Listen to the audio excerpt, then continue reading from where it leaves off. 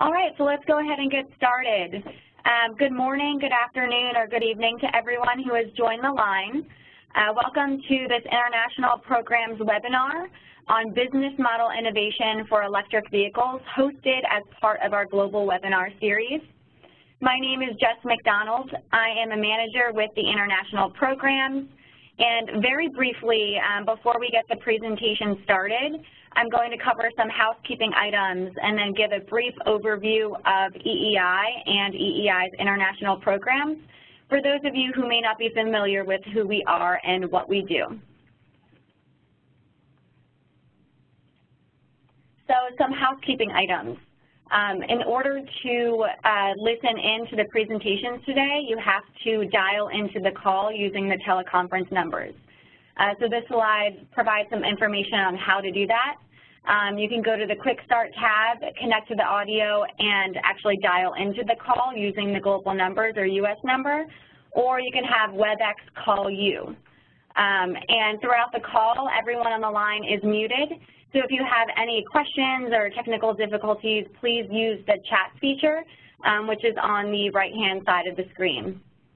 I also wanted to notify everyone that this call is going to be recorded, and a private link to the recording will be made available on EEI International's YouTube channel. And lastly, if you have any further questions or comments about the webinar, what is discussed today, and want to learn more about EEI International Programs, please email us at international@eei.org. Okay, so a little bit about EEI. The Edison Electric Institute is the association that represents all U.S. investor-owned utilities. It was organized in 1933 and provides public policy leadership, strategic business intelligence, and essential conferences and forums to members. And in addition to the U.S. members, EEI has more than 60 international electric companies with operations spanning across 90 countries. And this slide here shows a representation of our diverse membership. We have members across all regions around the world, and this really allows for a robust and comprehensive dialogue when we're working with our members on their priority issues to share best practices and lessons learned. And this slide here gives more information about how we actually work with our members. We work with our members on strategic dialogues at both the CEO level and also technical level. We conduct outreach to our members' stakeholders. We also promote our members' innovations and success stories. And lastly, we work on analyzing industry trends around the world for our members to utilize. And we have several webinars held each month, and our next webinar is going to be held on November 21st, so that is next Tuesday. And the subject of this webinar is on voluntary environmental, social, and governance sustainability reporting for electric companies. This webinar is for our member companies only. And so without further ado, I'm going to pass it on to Dr. Lawrence Jones, who is the Vice President of the International Programs. He's going to introduce our esteemed speaker today and then also give an overview of a new global survey that the International Programs has released. Thank you, Jessica, and good morning, good afternoon, good evening to everyone. We're delighted to be hosting this webinar and working together with my good friend Stephen Hall. I will get to introducing Stephen shortly. Just before that, as we all know, the growth and penetration of EVs around the world is something we're seeing, and obviously we're also seeing increased applications of EVs by utilities around the world. There are programs being developed, but we noticed a couple of months ago that there needed to be a better understanding about what is happening around the world, and so we launched a global survey where we've been basically getting feedback from our international members about their activities as it relates to EVs, everything from the specific kinds of programs they're putting in place, what they're doing with regards to rates and how they're getting paid for those different services they're offering, and just the potential impact of EVs on networks, both in terms of the long-term distribution system impacts, but also looking at the potential integration from a market system perspective. And so Thus far, we've gotten very good responses from utilities around the world who are participating. We are not surveying our U.S. members in this survey, although we will be getting input from them, but in this particular survey, we're really looking at the international members, and we will eventually gather similar feedback from our domestic or U.S. members.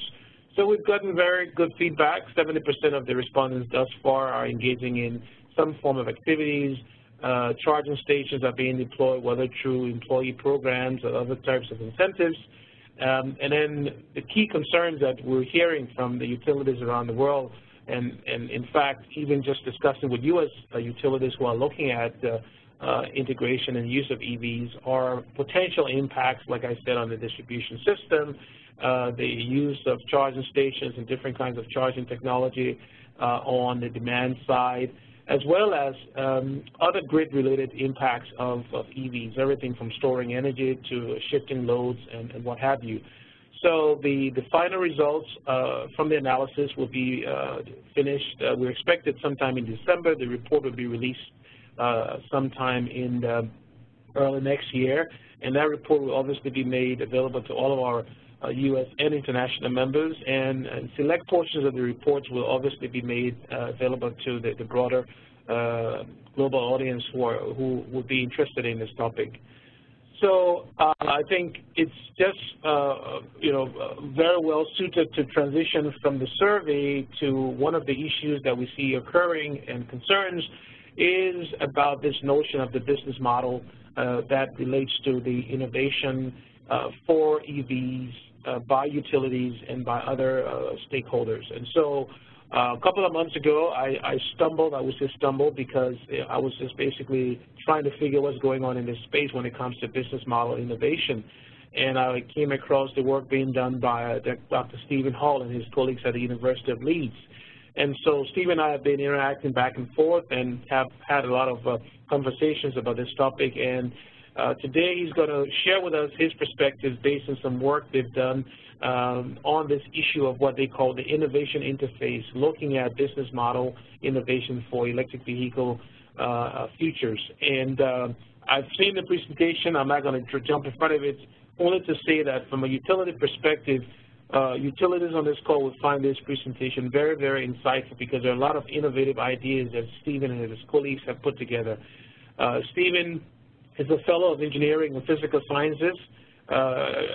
He also is a energy researcher within the UK. He works with a number of leading institutions around the world, including the University of Leeds, on this issue of sustainability. His work has been used both by the UK government, by the International Energy Agency, and published in numerous international journals. And I should say that Stephen's work will ultimately become part of what we'll be using here within our international program as it relates to EVs and the integration. So with that, Stephen, I'll turn it over to you, and we look forward to your presentation. Thank you very much, Lawrence. Can you hear me all right? Yes, we can. Marvelous, good. I'm a little bit nervous about this whole interface, not the innovation interface, just this thing we've got in front of us. So, what I'm going to do is I'll speak for approximately half an hour, perhaps a little shorter, and what I'm going to do is share some of the results of the Innovation Interface report and some of the other work that we've been engaged with since then, because it's hard to believe, but it's nearly a year since that report was published. And I will note that the people funding this research were iBuild, which is a project, and the Engineering and Physical Sciences Research Council of the UK. And as I go through, some of the business models are entirely, and the kind of structure of the business models is entirely down to the kind of unique way that we've specified our energy market. So in questions at the end, I would be really interested in people's perspectives from markets both within but outside of the UK, as well as to how these business model innovations might be incorporated into markets with a different political economy. So the mainstay of the research is the Innovation Interface report. You can get hold of this online, and I think there are links at the end of the document. And I also have rather a lot of them in boxes in the office, so if you do want one posting out, do just email. But the whole idea of the Innovation Interface Report is really, I'm a cities guy. I'm interested in low-carbon cities and air quality management, but I haven't done that stuff for quite a long time. I've been doing a lot in the energy side because of the potential for electric vehicles to both decarbonise the energy system and make a substantive impact on air quality in cities.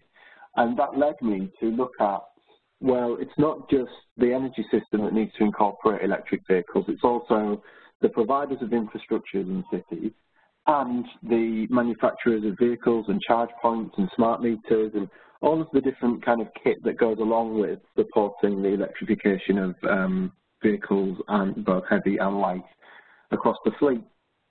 And the 4 questions I asked were, what are the business model innovation needs of different stakeholders? What business model archetypes can meet those needs?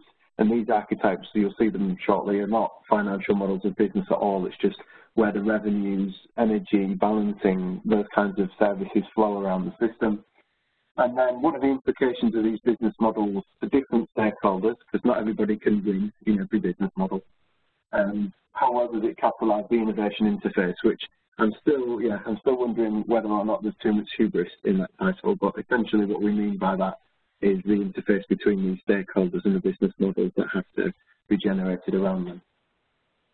So I know we've got a good chunk of utilities on the call, so we're not going to need to spend a long time explaining how energy systems work, apart from to point out that in the UK, our distribution and retail elements of the business have been unbundled for quite some time, and that does lead to problems when doing business model innovation around electric vehicles, because the retailer's got very little foresight on the distribution network, and the distribution network has got very little foresight on the retailer.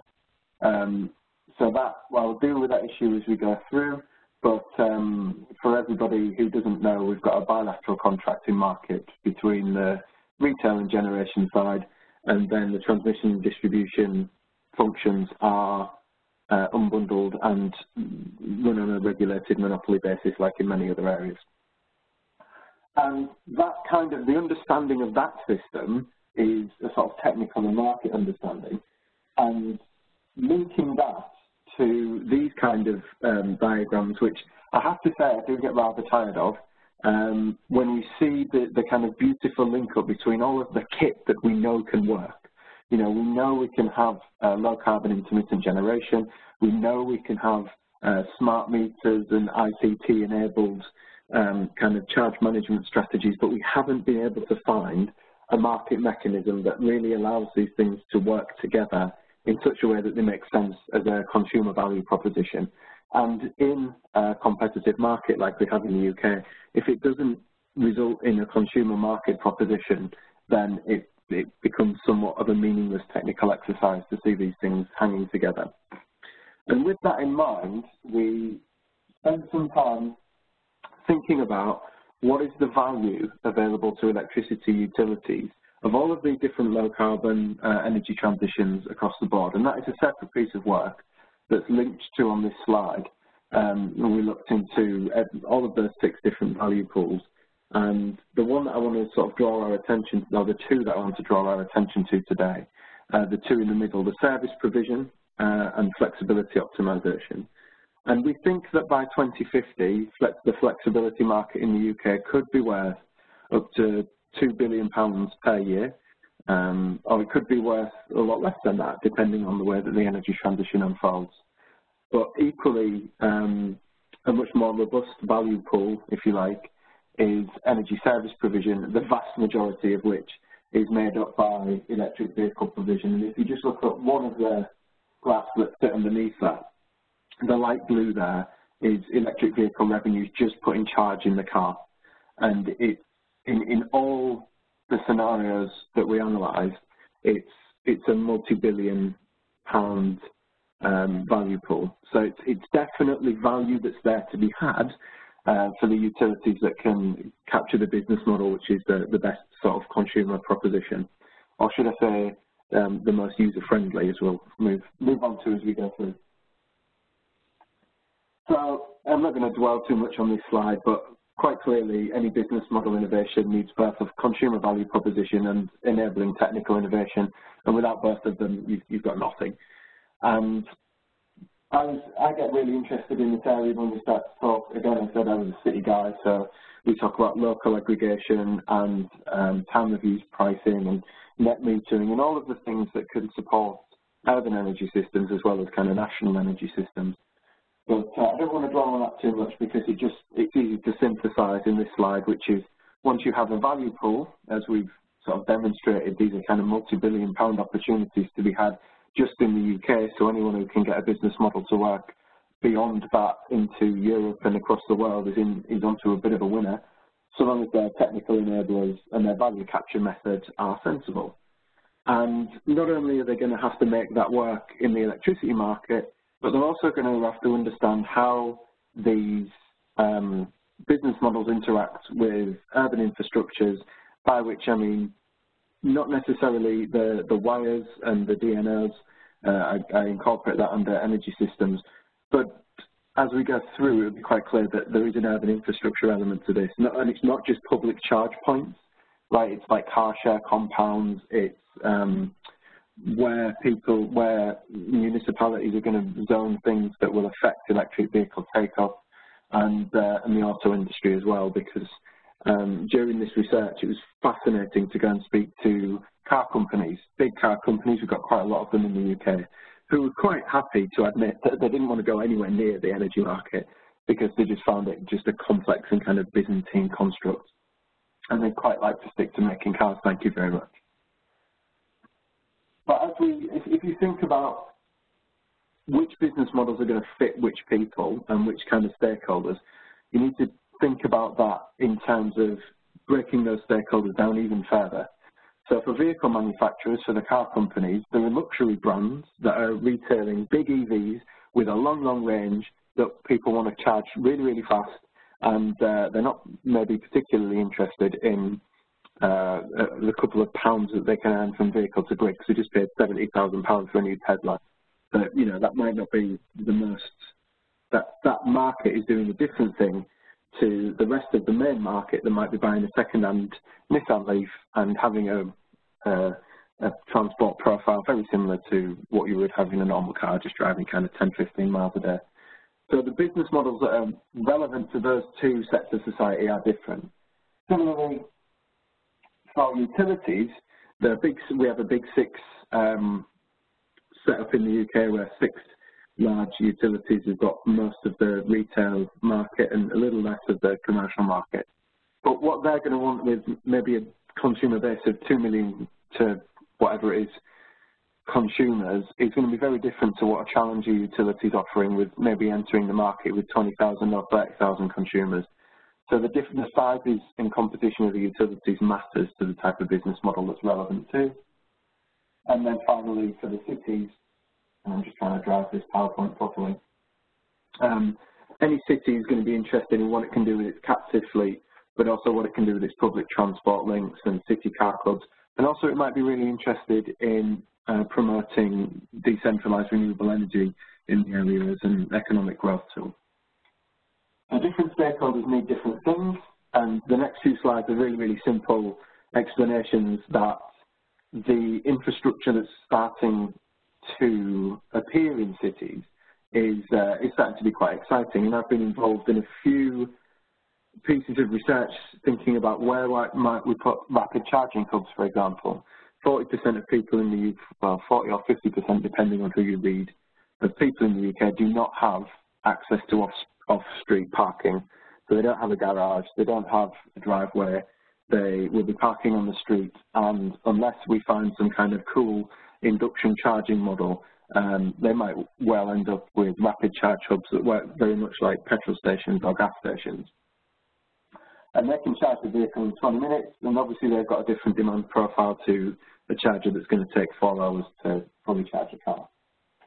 Second of all, when I started this research, I was interested in compounds and car sharing, and I put this the picture on the left up at a workshop and said, what about these vehicle vending machines? What about this kind of high use area density and car clubs around that? And people laughed and said, that'll never happen in the UK. And then a friend of mine, after I told them about it, I said, oh, no, we have them. They're here right now. And we're using them on vehicle forecourts, and there's no reason why we can't use them as a car club. So I felt quite vindicated there. But they're important because they demonstrate that we can get a lot of cars and a lot of electric vehicles in a small space in high-density areas. And when you look at that as a transport planner, you see different things. But when you look at that as an energy systems analyst, you see a massive battery, a massive grid resource, which can do quite exciting things like storing renewable energy and providing ancillary services.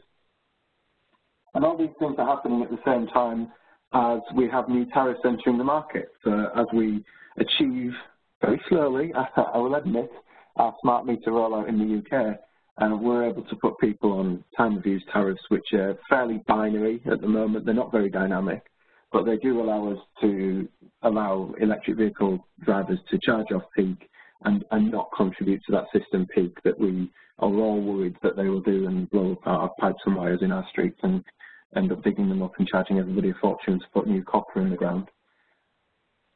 At the same time, it's not just kind of energy market and tariff innovation around electric vehicles.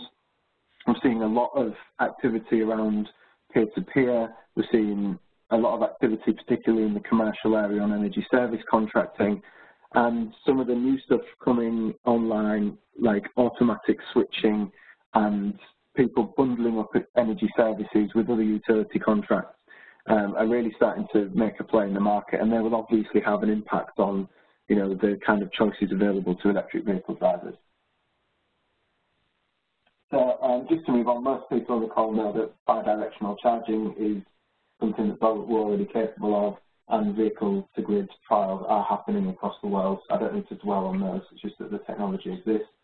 I also don't need to dwell on the methods, but just to say that we did do something with stakeholders, and we did do a proper academic piece, and that's why it's enabled academic papers to come out of it. But it's useful to sort of demonstrate that we spoke to people across the stakeholder groups and ran a couple of business model innovation workshops, which, and those workshops are what have generated the business model archetypes that I'm going to speak about in a moment.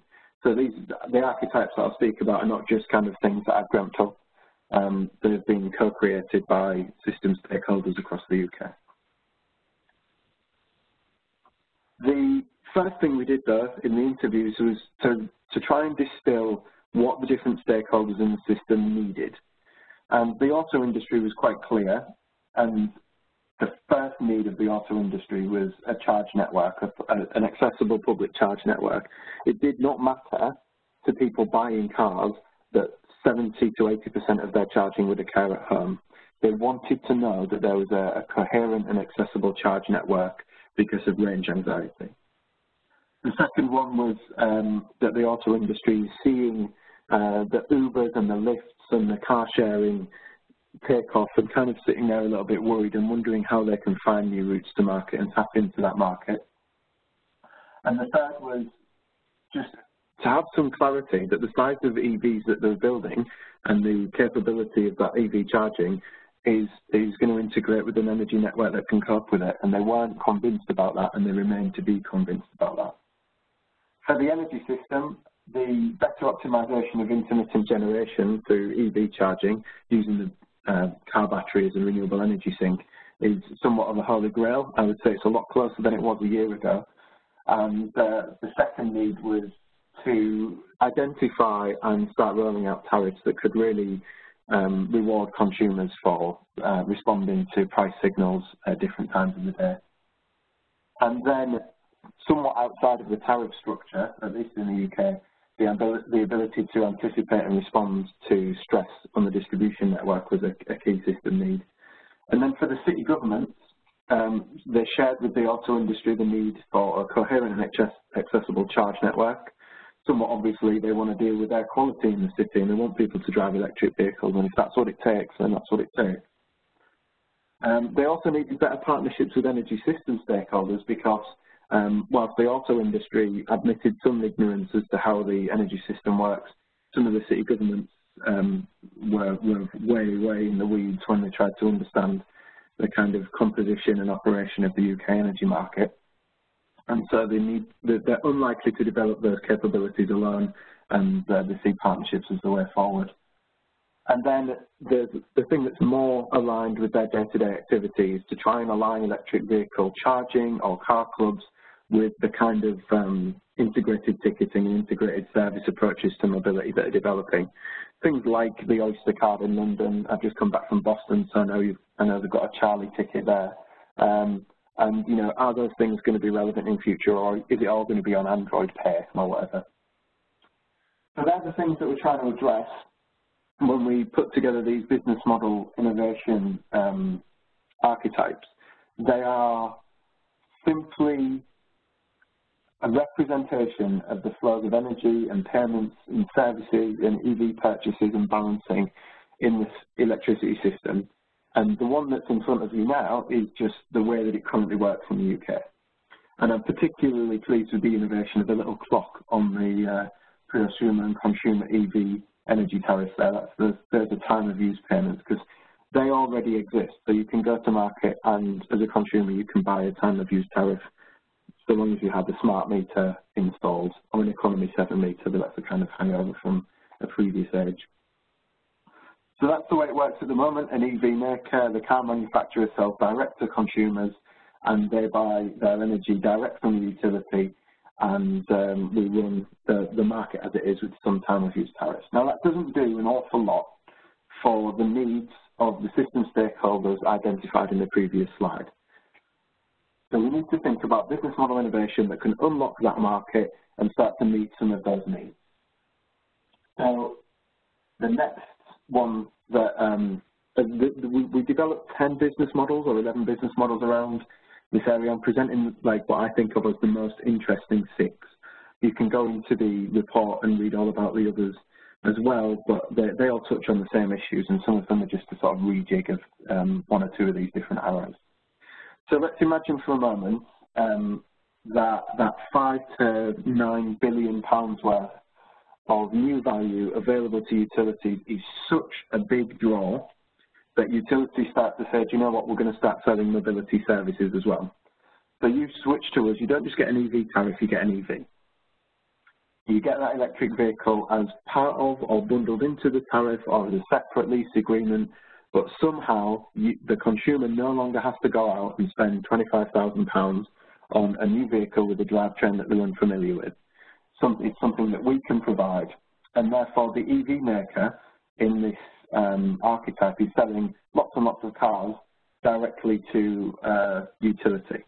Now, one of the things that the utilities came back with is they weren't exactly sure that they wanted to get into the vehicle leasing market, but they could see a situation in which they partnered with a leasing company and offered a tariff with the vehicle, and then they would be selling miles of mobility services to consumers, not simply vehicles. And one thing that enables is if a utility has got control over the battery degradation, although one might argue that the battery degradation isn't such a problem anymore due to some new research saying batteries don't degrade as fast as we thought they did. But because the utility has access to all of those vehicles, the utility's vehicles essentially, then they can offer a lot of different aggregation services that they might not have been able to offer if it was a private vehicle. And that can include services to the transmission system operator, and probably fewer services, but possibly still some services to the DNO. And any kind of questions on this we will leave to the end, but we can skim backwards and forwards in the presentation, I think, as we discuss these things. The municipal mobility utility, quite apart from being a bit of a mouthful, is an interesting proposition, largely because the previous mobility utility may have been able to do some stuff with distribution network operators, but largely the national scale utilities with customers all over the place and switching supplier all of the time find it difficult to engage at the DNO level in ways in which they can guarantee a certain amount of consumers are doing a certain thing at a certain time. Whereas if you have a more geographically focused utility, which has got other incentives to protect that infrastructure beyond just the charges that are passed on to consumers, such as economic development benefits that would accrue to a municipality, then you can see the strategic partnerships emerging with cities whereby a mobility utility can say, okay, we've got a geographically aggregated set of charge and discharge opportunities. That means we can obviously play a part in services to the system operator, but we might be able to play a role in the transition from DNO to distribution service operators. And equally also, they can pool local generation, and particularly for intermittent local generation, they can find a storage solution for that. That means they don't have to trade it into a national market when power prices are particularly low, or when they get a bad deal because they're tiny little generators and they're playing in a pretty big market. The next one I want to propose is a step away from that individualized kind of approach to electric mobility. And this is where we start to see a car share compound provider there on the left. So it's essentially a basic vanilla car club, if you like. And these are operating all across most of our major cities, and many of them have vehicles aggregated, so 4, 5, 6, 7 vehicles in a single place. They're starting, and yeah, you see 1 or 2 parked on street corners, but largely they're in small compounds or they've got particular bays to park in. Now, if you scale that up a little bit and think about the vehicle vending machine that I had in mind earlier on, or it doesn't need to be in that kind of cool thing, that's just a particular tick of mine, but anywhere where you've got vehicles aggregated in a compound, you've got the EV maker selling vehicles to car share company, and then that car share company would be able to contract with the utility with fairly interesting tariffs to say, look, we've got, you know, maybe 100, 200 vehicles in the city, can be even more than that in the thousands, saying, and largely people are going to be done using them at about 5:30 at night. And when people are done using them and we're parking them up, they might still have 40 or 50% of charge left in them. Now, in a personal vehicle, research is showing that people are not comfortable under 40%. But in a commercial vehicle, you know, the personal kind of comfort and range anxiety thing doesn't really come in, because you're going to have the vehicle charged by the morning. So it means that someone like a car club provider with a lot of electric vehicles could do a lot to mitigate evening peaks and could do a lot to shift demand around on a local network, which currently isn't available.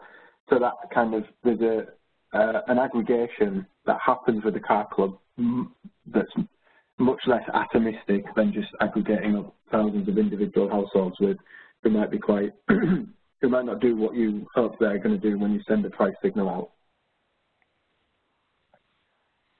Now, the penultimate one that I'm going to speak about then is a lot of those ones above have been able to offer ancillary services, they've been able to broker new partnerships with different actors in the system and do what I think are some quite interesting things in the energy market, be it on the supply and wholesale side or on mitigating infrastructure costs. But the rapid charge hubs, for example, where EV consumers who can't park on a driveway but still want to drive an electric vehicle might want to charge at these rapid charge hubs. The new Nissan Leaf, other vehicles are available, but I always end up defaulting to the Nissan Leaf. The newer vehicles that are coming on stream, we're looking at about 200 miles range, and for an average UK driver, that's about 3 weeks worth of charge. So you can imagine having one of these vehicles and needing to recharge every 3 weeks, but actually recharging it maybe once a week, just to kind of keep yourself confident that there's some charge in there. And you're going to be there for 20 minutes, 25 minutes at a rapid charge hub. Now, you're not going to want your charge dialing down. You're not going to want to be playing energy markets. You're just going to want as much power in the vehicle as quickly as possible so you can get home and help with tea or look after the kids or whatever it is you do when you finish your working day. And that means that all of the exciting stuff with the ancillary services market or with distribution network operators are completely destroyed because you just need a right lot of power into the vehicle as quickly as possible. So whilst that's like an innovation in the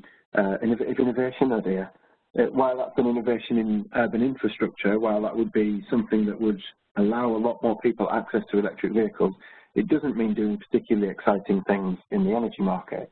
It does mean that anybody who can crack the rapid charging market can provide a whole lot of power at a premium price through these different hubs. And I can see, if I were a betting man, which I'm not, I can see rapid charge hubs growing very, very quickly when people who don't have off-street parking really want to run around in EVs and save a lot of money on diesel, particularly in the UK where we're saying we're moving closer and closer to locational charging, so congestion zone charging like they have in London for all of our urban areas which are suffering fairly poor air quality. And that's when, you know, if you're paying £5 to drive into the city centre, a couple of quid to fill up a vehicle on an evening once a week is not such a big deal, but it would be a nice business model for a utility to run. And the final one, as we started to get a little bit crazier in just thinking about innovation, business model innovation, is thinking about the role of car-free citizens. And whilst you might not want to own a car, you might want the whole mobility offer to be rolled into, you know, you might want you join the same club or have the same card or use the same kind of identification to use buses, trains, bike hires, and yes, cars if you want them. So that really is the role of the transport body then. The urban transport body may be the one that starts to roll out electric vehicles and car clubs in such a way that they're interoperable with the rest of the mobility system in the city. Now, when you speak to car club providers, they don't particularly like that because they like to think of themselves outside of that sort of municipal and public transit infrastructure provision. But it is beginning to happen in some cities. Paris has got a good scheme, and there are some other French cities which have started to research that are doing a good job of this. We haven't quite cracked it in the UK yet, but I can definitely see a point in which that the utility ends up selling quite a lot of power through transport bodies because they're the main customers for electric vehicle car clubs. And they're the main ones that I wanted to run through and share with you guys. This is not a beautiful slide manifestly, but it demonstrates that those 10 business models that we investigated, and then when you put them against the needs of the different system stakeholders, city governments, the energy system and auto industry, that all of the business models do different things for different parties. So they might be really, really good at participating in the ancillary services market and really, really bad at providing charge points in cities. They might be really, really good at giving the auto industry new routes to market, but do absolutely nothing for enabling smart and flexible charging. So it's just worth being aware that each of these business models does some things for some stakeholders and doesn't do well for others. And what we also saw was the more positive it is, largely the more complex it is. So while some of the business models that we present really do tick a lot of the boxes in terms of what they can do, actually making them integrate with an energy market is not a trivial task. And then, so the reflections that I would draw from that is that there are multiple business models possible to capture electric vehicle values. And we've identified 10. I'm certain there will be more, and I'm sure some of the 10 that we've identified will never make it to market. But each model achieves different outcomes for different parties. And there's no best business model, and that best may be the enemy of the good. As we say that a lot in the energy research community, is that whilst some things may do all of the exciting stuff that we get very kind of keen on with the Internet of Things and smart homes and smart metering and linking up urban energy systems, from a consumer perspective, that's no good if they don't trust you because they don't trust you with their data, and it's no good if they just cannot understand what the proposition that you're offering. And equally, one of the kind of, not concerns I had, but I think it's worth highlighting that when you're presenting this to an international audience, every kind of nation, every state's got a different market, a different kind of composition of the electricity sector, different historical utilities. And that means that if you're going to do work like this, it's really worth doing those business model innovation workshops, because you'll sit down and you'll be surprised by the diversity of people's ideas, but also how specific it is to individual nations. And we're doing something similar in Germany next week, so I've spent quite a long time trying to unpick the German energy market, and it is different. Even though it's a liberalised and unbundled sector, it is different, and some of these business models don't work in that context. And the final one I want to put in there, and it's a bit of a curveball because I haven't mentioned it yet, is that not to lose sight of other sectors. So we're seeing bundled utility business models coming from the communication sector. We're seeing, for example, with my bank account, if my car breaks down, then I'll get recovered for free. There's nothing, it's a very strange thing. It's nothing to do with my finances and my banking, but it's just part of the services that I get. And we need to be aware that as more kind of payments and services go online and into app format, then we're really opening up those markets to different players. And sort of equally also, whilst I kind of glibly dismissed the automakers, the EV manufacturers, they might spend £2-3 million on the development and design of a new wing mirror for a car. So entering the energy market, whilst complex, is not necessarily beyond their resources to do, but it's just keeping an eye on those other sectors that may well find stepping into the energy market a good way to recruit new consumers, and could easily run it as a loss leader just because it's a consumer access thing. They're not particularly interested in making an awful lot of money out of power. So those are the things that I think are useful to reflect upon, and you'll see that I've generated a pleasing slide for us to view as we go into the Q&A session. I hope that was helpful. Thank you so much, Stephen.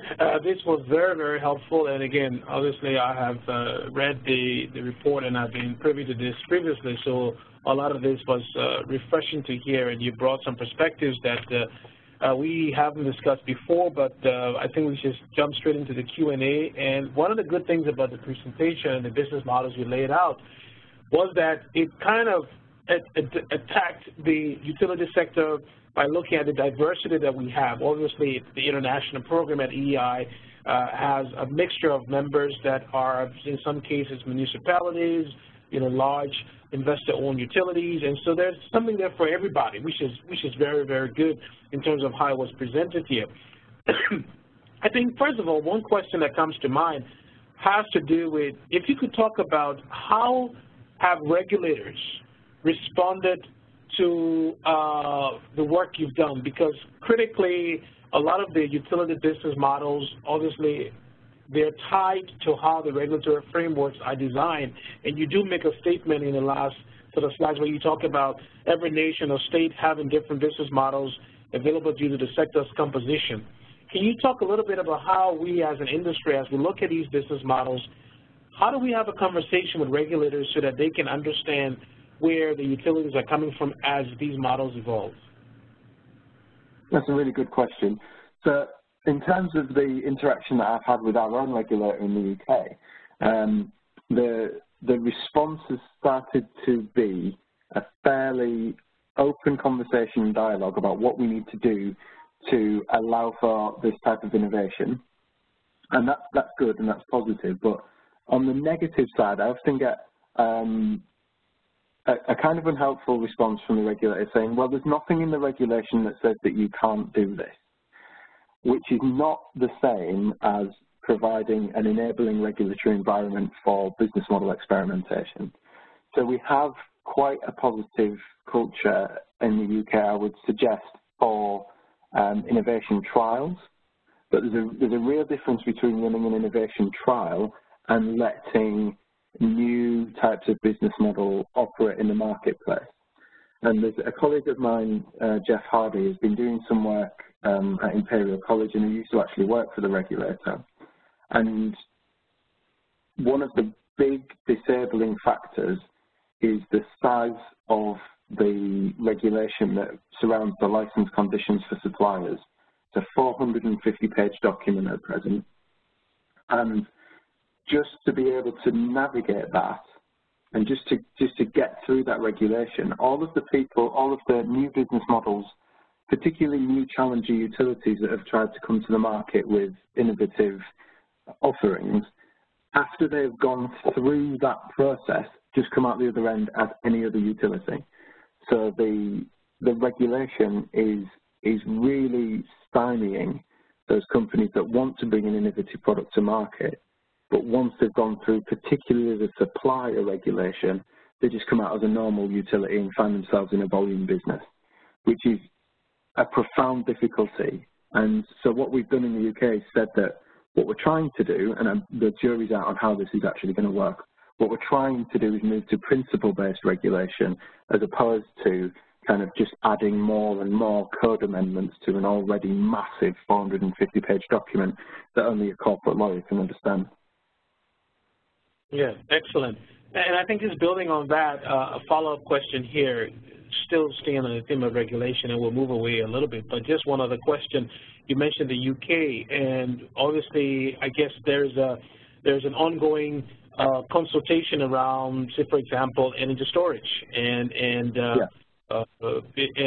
with some very, from very, I guess, not obviously clear why, restrictions on the role of the utilities in terms of not being allowed to own and operate storage or whatever it is that they're proposing, which obviously, there are some concerns. So how do those kinds of prohibitions, if it does become, in fact, the policy, it is not the policy, it's just something being proposed, and my view is I don't think it should be a policy. I think these business models should evolve without having these kinds of restrictions being placed on ownership. But what would you say is one way to help regulators to understand that these kinds of restrictions that say utilities cannot do X, Y, Z could actually impede the ability for some of these very useful business models to become successful? Yeah, again, it's a good question, and I think I'm going to answer it in a slightly academic way, and I do pray for forgiveness for this, but the regulators know this. Like, the people working in those regulatory areas, particularly the ones who are tasked with enabling innovation, totally get this. But what we're struggling with in the UK is that the regulator itself, the whole architecture on which the regulation is based. And when you're speaking through that, in my mind, I'm thinking, why don't we let DNOs own and operate storage? They were set up on a series of assumptions about how an unbundled market structure would work. And those assumptions were made when we had a big centralized system. So if you've got a big centralized system and you're going to unbundle it and introduce a wholesale market and a supplier retail market and have the transmission network operator and the distribution network operator operating as private monopolies that only have to ship power around the place, that makes sense. So it's not necessarily trying to get into a belief challenge with a regulator. It's about challenging the basic assumptions upon which some of these codes are put together in the first place. And that really is the job of academics to do, because if businesses do it, then people kind of turn around and go, what's your game here? Whereas we're in a position where we can go, look, it's not just the regulation that's not fit for purpose, it's the kind of ideology and institutions that you've put together in the first place that generate the regulation, which is the problem. And I appreciate that, because I think what these business models clearly highlight here is that there should be no reason why a DNO, in this case we're talking about electric vehicles, but we do the same thing for storage. There should be no reason why DNOs or others should not be allowed to own storage or operate storage. But like you said, there just needs to be. That doesn't make any sense in the current technical innovation. Right, it doesn't make any sense to bar DNOs from experimenting and owning and running stuff like that in the market. Oh, it doesn't make any sense to me. I can't see any inefficiencies there. Yeah. Okay, well, great. So let's move off from there. I just wanted to, because it was a very important point in the fact that you made the issue of the differences, and because we have, participants on the call from different states, different countries, it's clear to be open in terms of understanding that this issue of the business models you propose here do not assume any specific regulatory models. So in the case of utilities owning storage or owning this, that would be an excellent thing for those business models which you've outlined here. There may be other business models that will have different assumptions. So let's move on. There are a couple of questions coming up around the theme of, can you talk a little bit about these different business model workshops that you've been conducting, how they're set up, and from your perspective, what have been some of the lessons learned in the difficulties in getting them to be set up? Because this is something a lot of utilities on the call and others would certainly be thinking about, wow, this is cool stuff. How do we do it? And what are some of the challenges in setting them up? Can you share some thoughts on that? Yeah. So obviously I've done a few of these now, not just for, we did 2 for electric vehicles, but we did a lot for what we call local supply, so urban energy systems and peer-to-peer trading and all of those things. You would be amazed by how kind of analog and non-technical it is to set up, and it does involve getting the right stakeholders in the room and giving them a good brief about what's going to happen that day.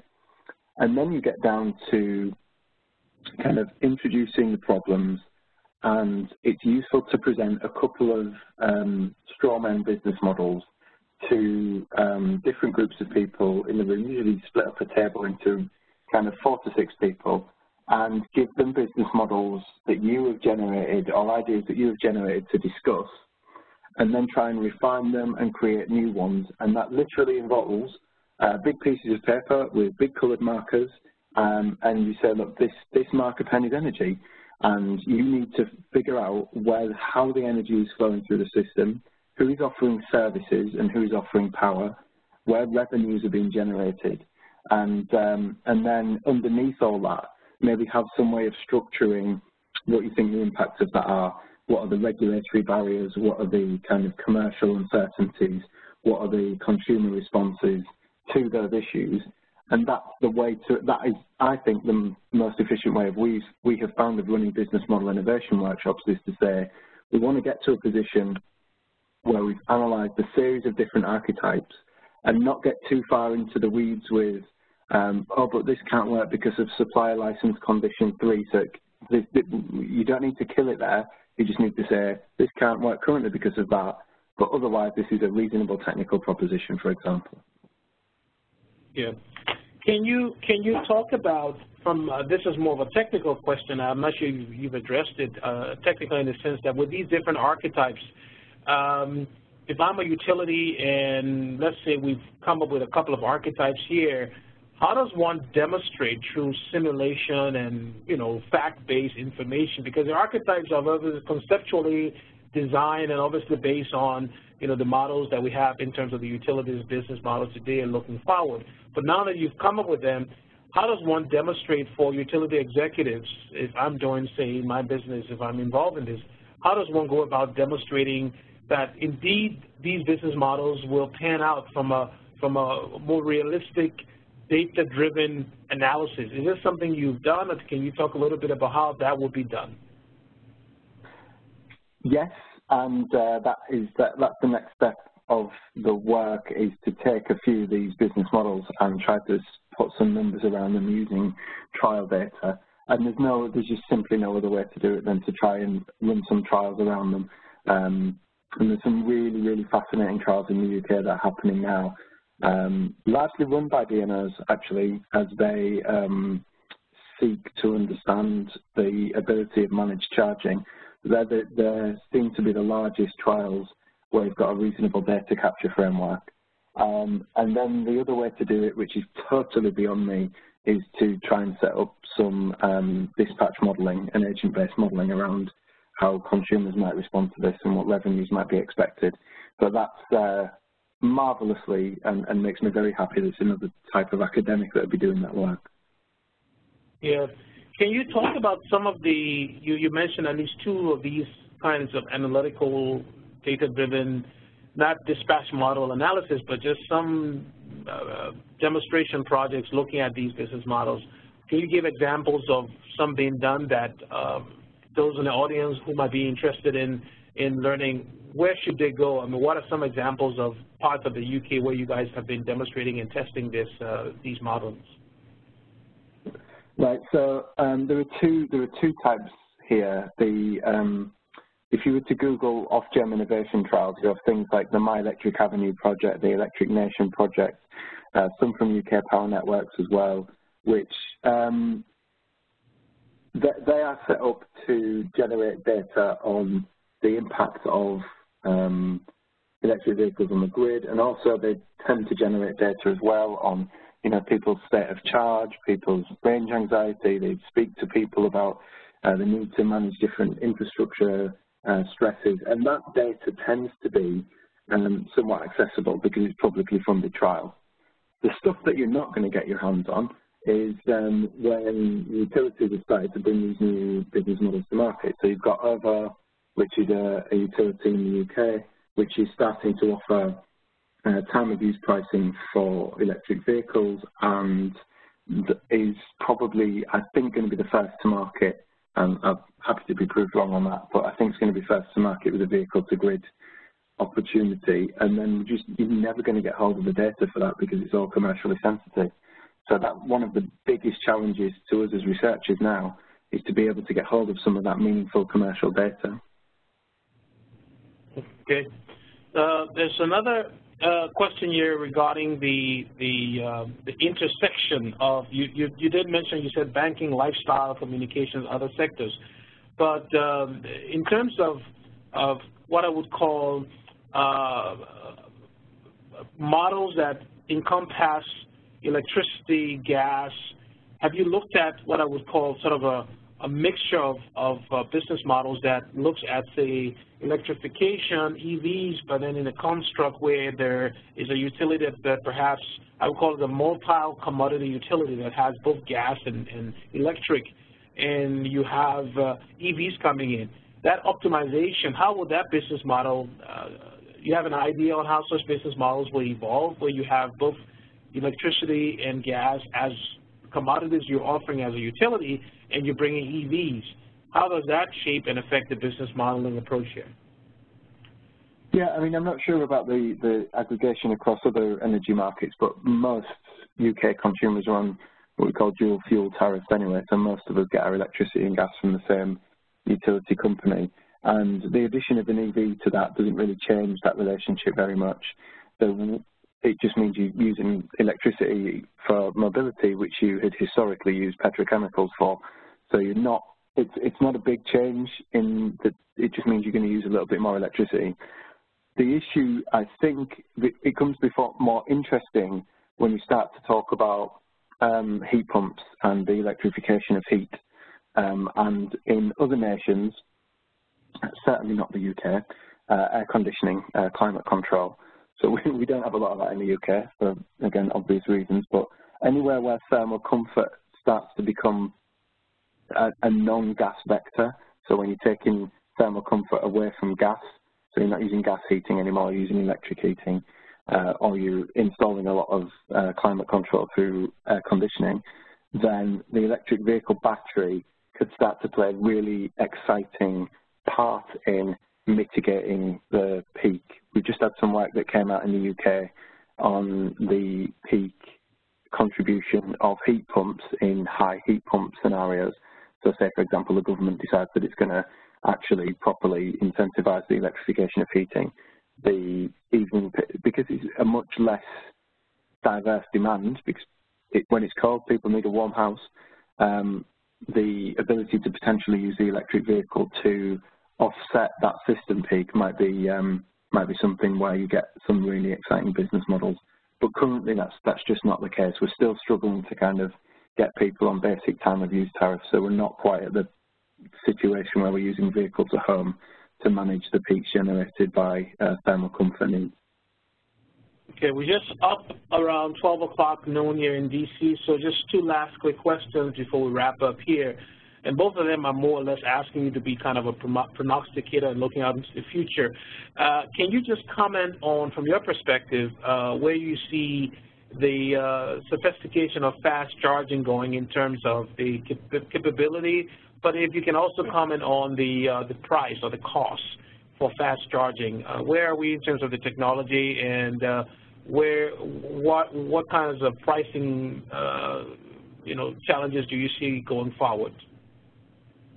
Where we are in terms of the technology, I see that, so we have a charging subsidy that we give in the UK to households, that we cap the amount of subsidy that we would give to people installing charge points around 7 kilowatts.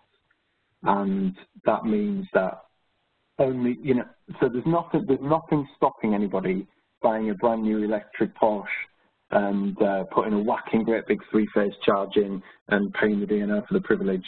So there's nothing stopping anybody doing that. But for the most part, we're capping the level of charging by indicating to the market through subsidy that we're going to cap it at these kind of 7 kilowatt faster chargers. And I think that's a reasonable way to go, and there's no reason why. And we've got an electric autonomous vehicles bill going through Parliament that's suggesting that some of that charging equipment must, there is no technical barrier to smart charging, right? But why would you buy a smart charger as a household if a dumb charger is £200 and a smart charger is £1,000? Whereas if you can regulate out some of the poorer charging, then you uplift the sort of the average technological capability of the equipment that you're installing into homes. When you get onto the big rapid chargers on things like motorway service stations, the business model for that, I can't see that ever stacking up. You're talking about £40,000 to get some of these things installed, and just the amount of money that you're going to be making through the electricity that you sell through them, unless you sell it at kind of £5 to £10 per charge, you're going to find it really difficult to make the business model work in that case. And for that reason, I would suggest that that's probably a public case for investment as opposed to anything that would necessarily be a private case. Excellent. Well, last question, and so this is more of a, I know obviously we've had conversations that we'll be working more with you, the EEI International Program, working with you and your colleagues at Leeds to keep advancing some of these concepts and really coming up with some interesting projects. But just in terms of the innovation interface, from your perspective, what do you think is next for this idea of doing these models, and what would you recommend as what's stopping us from making this approach something that is used more across our industry worldwide? So I think for us, the next step is to partner with some more quantitatively enabled people and to start to put some numbers around some of these business models. And we're actually doing that with a trial that we're bidding for at the moment on commercial fleet, actually, not so much private fleet, but that'll be an interesting way of saying how these different business model archetypes perform in different scenarios of vehicle to building and vehicle to grid and all the different potentials. So we're putting some numbers around some of these archetypes is critical, and that'll be the next step for me, albeit it won't be me that's sat there doing the spreadsheet. And then in terms of doing it internationally, I think there's a really huge gap at the moment that I perceive in utilities and other system stakeholders being able to sit down and do this work. And to me, it was a reasonably simple thing to do, to sit down with a bunch of magic markers and map out business model innovation. But when you actually dig into it, it's clear that it's not necessarily happening. And the reason why is a lot of utilities across the system have been trying to do stuff with consumers in kind of focus groups and trying to understand what the consumer value proposition is, and largely consumers don't know. And that's the feedback we got from a lot of our utilities. Is we've tried to do consumer groups and we've tried to do this innovation with consumers, and it doesn't work. And I think that the way to do that is to for the moment, assume away the consumer, and start to think about how the guts of the archetypes work and come together around those. And then you can think about the consumer reaction later, which is a different piece, and we are doing that. If you're asking again about what we're doing next, we've done a big survey across the UK of bill payers, and we've presented some of the attributes of these business models to them and said, in a switching decision, which ones are attractive to you, but we're still crunching the data on that, so we're not quite sure. But we see that some of the more innovative ones, some of the more wacky ones, do actually have a market. Some people are quite excited by these potential models. So there's none of them that completely crash. So that's the way that I would approach it. Well, thank you so much, Stephen. And again, thanks to everyone. I will turn it over now to Jessica, who will have any final closing information about the webinar in terms of accessing the recording, on accessing the presentation. But Stephen, thank you very much. I know this is past your lunchtime and getting into your dinner time, but looking forward to keeping on working with you on this issue, and certainly partnering on ways that will help to advance the concepts of these business model archetypes, and making sure that it's something that is used across the world and beneficial to the utilities as well as the customers and the society at large. So thank you again, Stephen, and I'll turn it over to you. Thank you. Hi, everyone. The presentation file will be emailed to all of you after the webinar ends today, and a recording of the webinar will be made available on our YouTube channel. So thank you all very much for attending.